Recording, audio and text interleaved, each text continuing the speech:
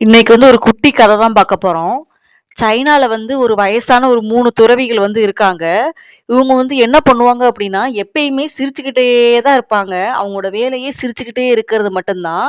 இவங்க என்ன பண்ணுவாங்க அப்டின்னா, அவங்க ஊர்ல உள்ள எல்லா மக்களையுமே சிரிக்க வைக்கிறது வேலையாவே இருப்பாங்க. அதனால இவங்க மீட் பண்ற ஒவ்வொரு மனுஷரையும் சிரிச்சுக்கிட்டே தான் இருப்பாங்க. என்ன கேட்டாலும் சிரிச்சுக்கிட்டே தான் இருப்பாங்க. இப்படியே சைனால உள்ள ஒவ்வொரு கிராமத்திலயும் போய் இவங்க என்ன பண்ணுவாங்க அப்டின்னா, ஒவ்வொரு மனுஷங்களா மீட் பண்ணி சிரிச்சுக்கிட்டே இருப்பாங்க. அவங்களும் இவங்கள பார்த்து சிரிப்பாங்க. அந்த கிராமமே சிரிச்சு முடிச்சா தான் அடுத்த கிராமத்துக்கு போவாங்க. இதே தான் அவங்களோட வேலையாவே இருந்துகிட்டே இருந்துச்சு.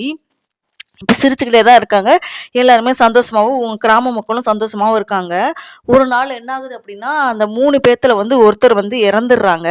இறந்த உடனே என்ன ஆகுது அப்டின்னா, ஊர் மக்களு, இவங்க சிரிக்க வச்ச எல்லாருமே ஓடி வராங்க. என்ன ஆக போகுதுன்னு தெரியலையே!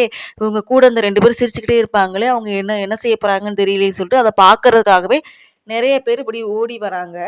ஓடி வரும்போது இவங்க என்ன பண்றாங்க அப்டின்னா, ஆல்ரெடி சிரிச்சத விடையுமே இவரு இறந்த உடனே, கூட கொஞ்சம் அதிகமா 2 பேருமே சிரிக்க ஆரம்பிச்சுட்டாங்க.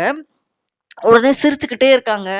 சிரிச்சுக்கிட்டே இருந்த உடனே, அங்க ஊர் மக்கள் எல்லாமே என்ன பண்றாங்க அப்டின்னா கேட்குறாங்க. "எதுக்கு நீங்க சிரிக்கிறீங்க? உங்க கூட இருந்தவங்க ஒருத்தவங்க இறந்துட்டாங்க. ஆனா நீங்க சிரிச்சுக்கிட்டே இருக்கீங்களே! எதுக்கு சிரிக்கிறீங்க?" அப்டின்னு சொல்லிட்டு கேட்பாங்க.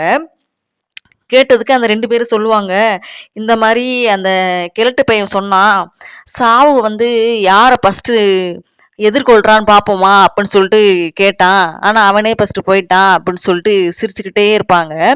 சிரிச்சுக்கிட்டே இருந்தோனே, ஊர் மக்களு என்ன பண்ணுவாங்க அப்டின்னா, அவங்களும் என்னமோ சிரிப்பாங்க.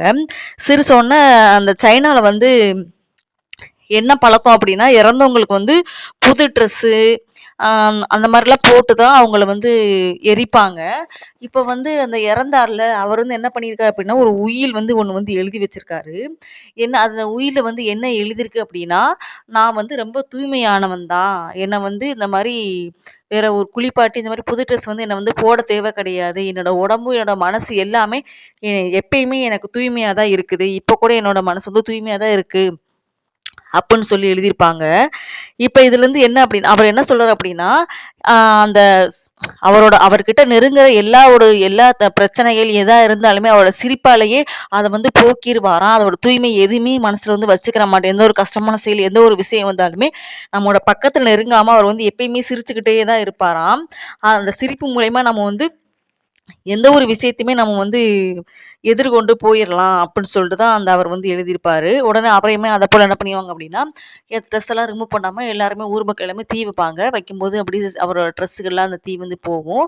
அதோட மேல வான வெடிக்கை மாரி வெடிக்கும். வெடிச்சோனே இவங்க 2 பேருமே சிரிப்பாங்க. இந்த 2 பெண் துறவியும். ஊர் மக்களுமே எல்லாருமே ரொம்ப சிரிப்பாங்க.